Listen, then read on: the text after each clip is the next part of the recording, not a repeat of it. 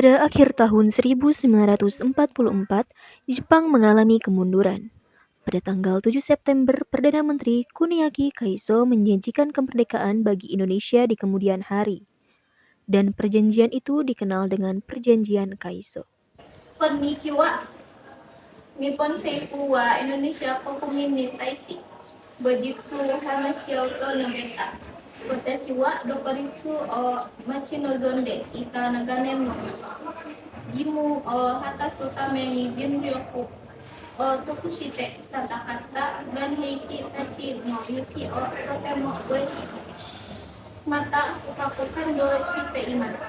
Dakara watashi wa kokoro kara kare o sukufuku shimasu. Arigato.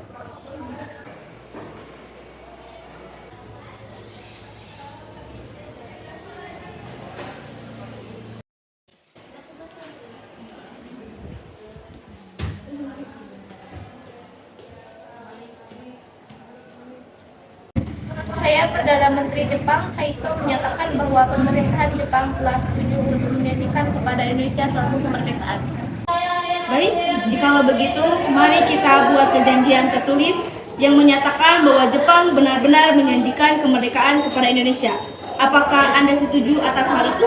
Saya sudah memperkirakan hal ini. Oleh karena itu, saya sudah membuat perjanjian tersebut ini yang menyatakan bahwa Jepang menjanjikan kemerdekaan bagi Indonesia. Baik, di mana suratnya?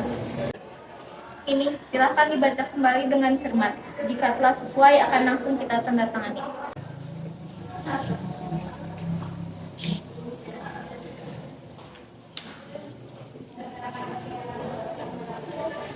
Ya, saya rasa ini telah sesuai. Mari kita tanda tangani. Bagus, dengan senang hati.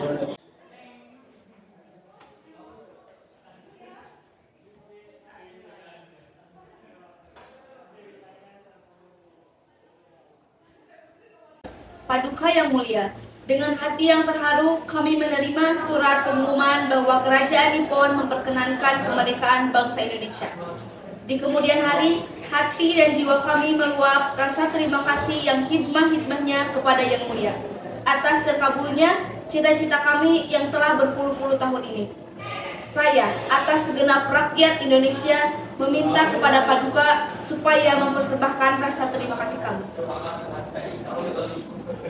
Beberapa bulan setelah perjanjian tersebut terbentuk, bangsa Indonesia terus mempertanyakan pemerintahan Jepang perihal kemerdekaan kita. Hingga pada 29 April dibentuklah BPUPKI dengan tujuan mengkaji, mendalami, serta menyelidiki dasar negara serta sistem pemerintahan yang sesuai untuk Indonesia setelah kemerdekaan. Dr. Rajiman Widyodiningrat ditunjuk sebagai ketua dengan Ichibangase Yoshio dan Seroso sebagai wakilnya. BPUPKI pun mengadakan sidang pertama pada tanggal 29 Mei sampai dengan 1 Juni dengan agenda merumuskan dasar negara Indonesia Merdeka.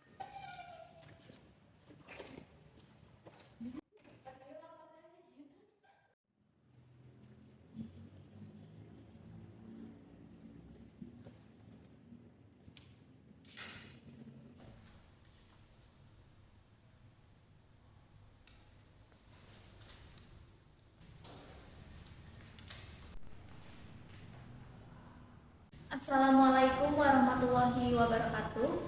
Waalaikumsalam warahmatullahi wabarakatuh. Saudara-saudaraku sekalian, hari ini tanggal 29 Mei 1945, kita semua akan melaksanakan sidang BPUPKI untuk pertama kalinya. Saya sebagai ketua akan memimpin jalannya sidang ini bersama dengan wakil-wakil saya. Dengan agenda memutuskan sebuah landasan pokok negara kita. Dengan ini saya nyatakan bahwa sidang ini dibuka.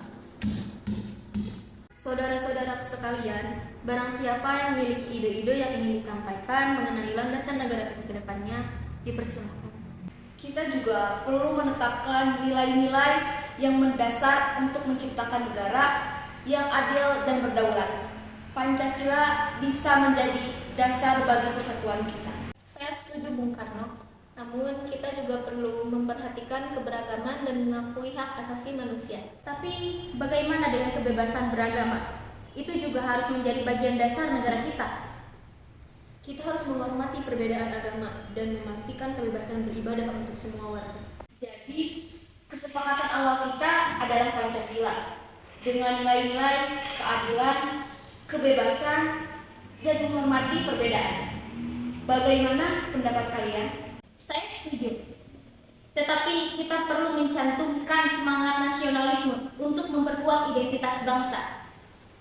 Saudara-saudaraku sekalian, saya ingin meminta izin untuk menyampaikan pendapat saya. Baik, silakan. Terima kasih atas kesempatan yang diberikan untuk menyampaikan gagasan saya mengenai dasar negara. Adapun gagasan saya yaitu 1. Peri kebangsaan, 2. Peri kemanusiaan, 3. Peri ketuhanan, 4. Peri kerakyatan, dan 5. Kesejahteraan rakyat. Mengapa saya mengatakan demikian? Hal ini karena fondasi negara adalah bangsa, di mana bangsa ini peduli untuk semua sesama yang mencerminkan sikap kemanusiaan. Sikap bangsa kita pula memegang teguh toleransi dalam beragama, yang hal ini ialah mencerminkan dalam peri ketuhanan. Dan juga rakyat kita merupakan rakyat yang suka bersama. Jadi hal ini dapat mewujudkan kesejahteraan rakyat. Itulah usulan dari saya. Mohon untuk dipertimbangkan. Baik, terima kasih pendapat Anda saya terima. Dan saya simpan untuk dirundingkan kembali. Bagaimana dengan pendapat saudaraku yang lain? Ayolah, kita tidak punya waktu untuk berpikir lagi. Saya rasa saat ini kami semua memiliki gagasan untuk disampaikan. Benarkah hanya Muhammad Amin saja yang berpendapat? Lalu bagaimana dengan saudara-saudaraku yang lain? Memiliki pendapat agar sidang kali ini berjalan dengan cepat? Suroso, sepertinya saudara-saudara kita belum memiliki ide. Apa sebaiknya sidang kali ini saya tutupkan saja? Ya, sebaiknya begitu. Baiklah, kalau begitu sidang pertama kali ini saya tutupkan saja pada hari ini. Wassalamualaikum warahmatullahi wabarakatuh. Waalaikumsalam warahmatullahi wabarakatuh. Assalamualaikum warahmatullahi wabarakatuh. Waalaikumsalam warahmatullahi wabarakatuh. Saudara-saudaraku sekalian, kita bertemu kembali pada sidang hari kedua ini dengan tujuan yang sama. Saudara-saudaraku sekalian, apakah kalian memiliki ide atau gagasan untuk negara kita ini? Ayolah saudaraku, semakin cepat kita menemukan gagasan yang tepat, maka langkah kita menuju kemerdekaan semakin dekat pula. Izin, saya ingin menyampaikan gagasan saya. Baik, silakan. Baik, terima kasih atas kesempatannya. Kali ini saya ingin menyampaikan gagasan saya mengenai dasar negara, yaitu 1. Persatuan, 2. Kekeluargaan, 3. Keseimbangan lahir dan batin, 4. Musyawarah, 5. Keadilan. Sekian gagasan yang saya sampaikan, mohon untuk dipertimbangkan. Terima kasih. Baik, pendapatnya akan saya simpan untuk dirundingkan kembali. Saya persilakan untuk saudaraku-saudaraku sekalian yang lain untuk mengutarakan pendapatnya. Saya pikir untuk menegaskan prinsip keadilan sosial dan ekonomi agar tidak ada kesenjangan yang merugikan rakyat. Kita juga perlu memperkuat nilai-nilai keagamaan untuk menjamin kebebasan beragama bagi semua warga negara. Apakah kita juga harus menambahkan prinsip-prinsip demokrasi sebagai dasar sistem pemerintahan? Benar, saya pikir demokrasi adalah unsur yang penting untuk memastikan partisipasi rakyat dalam pengembalian keputusan. Bagaimana dengan semangat gotong royong? Itu harus diakui sebagai nilai dasar dalam kehidupan bermasyarakat. Pendidikan tetap harus menjadi landasan untuk memajukan bangsa ini. Tanpa pendidikan yang baik, cita-cita kita sulit terwujud. Rangkuman kita sejauh ini mencakup keadilan sosial, kebebasan beragama, demokrasi, semangat gotong royong, dan juga pendidikan. Bagaimana pandangan saudara-saudara sekalian? Apakah kita semua setuju untuk menyusun Pancasila dengan prinsip-prinsip ini sebagai dasar negara? Saya setuju, Bung Karno. Ini mencerminkan cita-cita dan kebutuhan rakyat Indonesia. Saya juga setuju, asalkan nilai-nilai agama tetap terjaga. Prinsip-prinsip demokrasi harus diakui, agar pemerintahan kita transparan dan partisipatif. Semua nilai ini saling melengkapi. Saya setuju. Pendidikan adalah kunci keberhasilan masa depan. Saya mendukung. Baiklah, jikalau begitu, sidang kedua ini akan saya tutup. Wassalamualaikum warahmatullahi wabarakatuh. Waalaikumsalam warahmatullahi wabarakatuh. Sidang BPUPKI hari ketiga tanggal 1 Juni 1945, yang dimana hari ini Soekarno menyampaikan gagasannya mengenai dasar negara, sehingga sekarang hari itu diingat dengan hari lahirnya Pancasila. Assalamualaikum warahmatullahi wabarakatuh. Waalaikumsalam warahmatullahi wabarakatuh. Saudaraku-saudaraku sekalian, kita bertemu lagi di dalam sidang ketiga. Semoga dengan adanya sidang ini dapat ditemukan kesepakatan bersama mengenai dasar negara yang tepat untuk Indonesia. Baik saudara-saudaraku, yang ingin menyampaikan gagasannya dipersilakan. Izin, saya ingin menyampaikan gagasan saya. Baik, silakan. Setelah semalaman saya memikirkan ini, menurut saya dasar negara kita harus berlandasan kepada 1. Kebangsaan Indonesia. 2. Internasionalisme atau peri kemanusiaan. 3. Mufakat atau demokrasi. 4. Kesejahteraan sosial. 5. Ketuhanan yang Maha Esa. Dasar negara saya sampaikan namai Pancadharma. Namun nama ini kurang tepat karena dharma artinya kewajiban. Setelah berdiskusi dengan kawan saya ahli bahasa, akhirnya saya memberi nama gagasan ini dengan nama Pancasila, yang berasal dari kata panca yang artinya 5 dan sila yang artinya dasar. Apakah saudara-saudara sekalian setuju dengan pendapat saya? Tolong kemukakan pendapat saudara-saudara. Bagaimana Ketua, apakah gagasan Pancasila yang disampaikan Soekarno dapat diterima? Baiklah, pertama-tama silakan kepada saudara-saudara sekalian untuk dapat menyampaikan pendapatnya. Saya setuju dengan gagasan Pancasila yang disampaikan Soekarno. Terima kasih. Saya percaya Pancasila harus mencerminkan semangat persatuan dan kemerdekaan. Ini penting untuk membangun fondasi negara yang kokoh. Saya setuju dengan Insinyur Soekarno, namun kita juga harus tetap memperhatikan hak asasi manusia agar setiap warga negara memiliki kebebasan yang dapat dijamin. Saya sependapat, tapi kita tidak boleh melupakan keadilan sosial. Pancasila harus memberikan perlindungan kepada yang lemah dan memastikan distribusi kekayaan yang adil. Terima kasih atas pandangan yang berharga. Bagaimana dengan tanggapan anggota-anggota lainnya? Saya melihat perlunya keberlanjutan lingkungan dalam Pancasila. Kita harus menjaga alam untuk generasi mendatang. Dan jangan lupakan kebebasan berekspresi dalam seni dan budaya. Pancasila harus memberi ruang bagi keberagaman ekspresi kreatif. Baiklah, setelah saya meminta perwakilan Jepang untuk berpendapat, saya ingat dia mengatakan terima kasih untuk 3 hari. Saya mengamati proposal yang telah disampaikan. Saya juga setuju dengan adanya pendapat-pendapat yang telah disampaikan. Untuk keputusan lebih lanjut akan diambil oleh ketua sidang. Baik, terima kasih kepada Muhammad Supomo Insinyur Soekarno yang telah menyampaikan gagasan-gagasannya.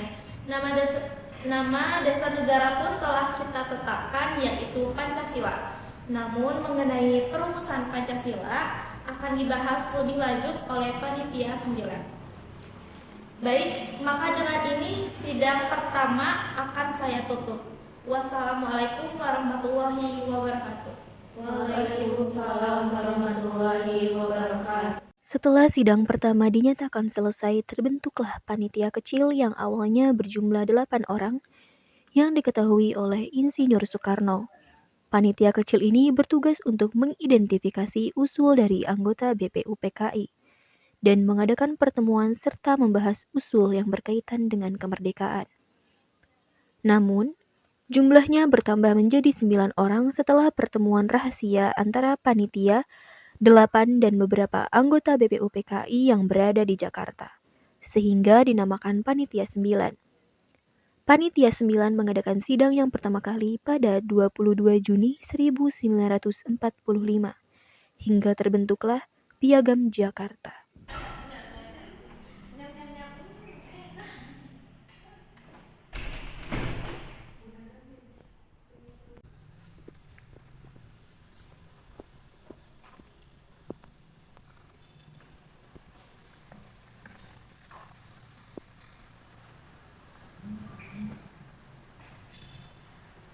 Assalamualaikum warahmatullahi wabarakatuh.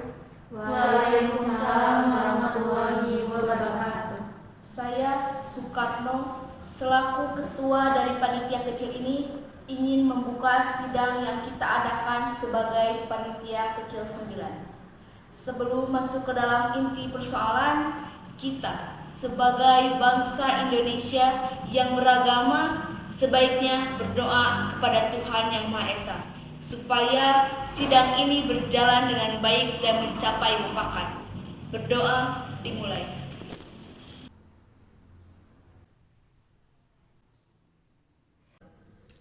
Doa selesai. Baiklah, mari kita mulai sidang ini. Kepada saudara-saudaraku yang memiliki usul, silahkan dikemukakan. Izin berpendapat, kita sebagai bangsa yang mayoritas beragama Islam harus menggunakan syariat-syariat Islam sebagai landasan negara kita. Tetapi di Indonesia itu lebih dari satu agama, di mana kita harus bisa membuat dasar negara yang pas bagi semua umat tanpa harus condong ke satu sisi. Anda sangat benar, saudaraku.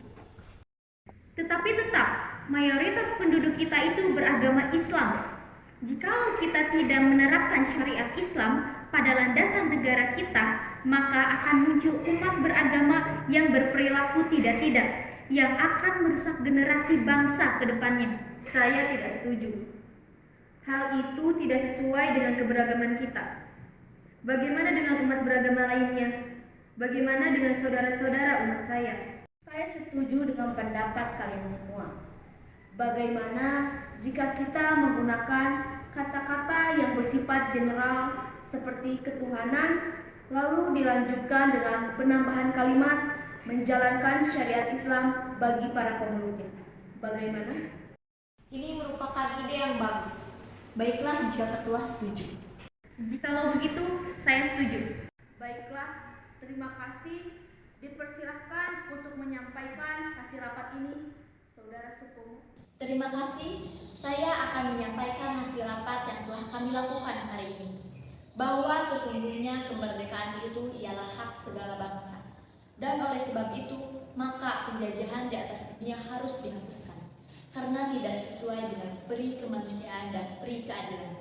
Dan perjuangan pergerakan kemerdekaan Indonesia telah sampailah kepada saat yang berbahagia. Dengan selamat sentosa mengantarkan rakyat Indonesia ke depan pintu gerbang negara Indonesia yang merdeka, bersatu, berdaulat, adil, dan makmur. Atas berkat rahmat Allah yang Maha Kuasa dan dengan didorongkan oleh keinginan luhur supaya berkehidupan berkebangsaan yang bebas, maka rakyat Indonesia menyatakan dengan ini kemerdekaannya. Kemudian daripada itu, untuk membentuk suatu pemerintahan negara Indonesia yang melindungi segenap bangsa Indonesia dan seluruh tumpah darah Indonesia untuk memajukan kesejahteraan umum, mencerdaskan kehidupan bangsa, dan ikut melaksanakan ketertiban dunia berdasarkan kemerdekaan, perdamaian abadi, dan keadilan sosial. Maka disusunlah kemerdekaan kebangsaan Indonesia itu dalam suatu susunan negara Republik Indonesia yang berkedaulatan rakyat dengan berdasarkan kepada 1. Ketuhanan dengan kewajiban menjalankan syariat-syariat Islam bagi pemeluk-pemeluknya. 2. Kemanusiaan yang adil dan beradab. 3. Persatuan Indonesia. 4. Kerakyatan yang dipimpin oleh hikmat kebijaksanaan dalam permusyawaratan perwakilan. 5. Keadilan sosial bagi seluruh rakyat Indonesia. Setelah perundingan yang panjang dengan segala perdebatan, maka terbentuklah Piagam Jakarta yang mengandung dasar-dasar negara kita Pancasila. Dalam isi Piagam Jakarta adalah 1. Ketuhanan dengan menjalankan syariat-syariat Islam bagi pemeluk-pemeluknya. 2. Kemanusiaan yang adil dan beradab. 3. Persatuan Indonesia. 4. Kerakyatan yang dipimpin oleh hikmat kebijaksanaan dalam permusyawaratan perwakilan. 5. Keadilan sosial bagi seluruh rakyat Indonesia. Dikarenakan masih ada satu hal yang mengganjal di Piagam Jakarta, sehingga terjadi perubahan pada Pancasila. Tepatnya, di sila pertama yang awalnya berbunyi, ketuhanan dengan menjalankan syariat-syariat Islam bagi pemeluk-pemeluknya, dirubah menjadi ketuhanan yang Maha Esa. Perubahan ini terjadi dikarenakan umat beragama lainnya, terutama saudara-saudara kita umat Kristiani di daerah timur, melakukan protes hingga dirubahlah sila pertama sehari setelah kemerdekaan. Selamat siang, kita berkumpul hari ini untuk membahas perubahan pada sila pertama pada Pancasila. Dalam pertemuan sebelumnya, terdapat usulan untuk mengganti frasa syiar ke-1 Islam menjadi ketuhanan yang Maha Esa. Saya yakin perubahan ini akan mencerminkan semangat persatuan dan keadilan bagi semua warga Indonesia. Tapi apakah perubahan ini akan diterima oleh seluruh masyarakat, termasuk mereka yang memiliki latar belakang keagamaan yang berbeda? Kita harus memastikan bahwa perubahan ini tidak merugikan atau menyinggung keyakinan agama apapun. Bagaimana jika kita mengganti dengan formulasi yang lebih global, seperti ketuhanan yang Maha Esa, di mana sesuai dengan agama dan kepercayaan masing-masing? Itu bisa menjadi solusi yang bijaksana. Kita perlu membangun dasar negara yang memayungi keberagaman. Pendidikan juga harus tetap menjadi bagian dari Pancasila, memastikan bahwa nilai-nilai kecerdasan dan keadilan tetap ditekankan. Apakah kita semua setuju dengan perubahan formulasi menjadi ketuhanan yang Maha Esa, di mana sesuai dengan agama dan juga kepercayaannya masing-masing? Saya setuju. Ini mencerminkan semangat kebersamaan dan toleransi. Saya mendukung, asalkan nilai-nilai kemanusiaan dan keadilan tetap terjaga. Saya setuju, selama itu tidak merugikan suatu keyakinan agama. Kita harus menjaga keseimbangan antara keagamaan dan keberagaman. Saya setuju. Ini merupakan langkah yang bijak untuk menciptakan dasar negara yang inklusif. Pendidikan tetap harus menjadi fokus. Saya setuju dengan perubahan tersebut. Kesepakatan tercapai. Mari kita susun perubahan tersebut secara resmi sebagai bagian dari Pancasila yang mencerminkan semangat kebersamaan dan juga keadilan bagi semua warga Indonesia. Tepatnya pada tanggal 18 Agustus 1945, sehingga Pancasila yang kita kenal sekarang ialah yang pertama, ketuhanan yang Maha Esa. Yang kedua, kemanusiaan yang adil dan beradab. Yang ketiga, persatuan Indonesia. Yang keempat, kerakyatan yang dipimpin oleh hikmat kebijaksanaan dalam permusyawaratan perwakilan. Yang kelima, keadilan sosial bagi seluruh rakyat Indonesia. Pancasila pun ditetapkan lahir pada tanggal 1 Juni 1945 dan sila-sila tersebut juga terdapat dalam pembukaan Undang-Undang Dasar 1945 alinea keempat. Hal ini membuktikan bahwa meskipun kita berbeda, tetapi tetap satu. Merdekalah Indonesia untuk selama-lamanya.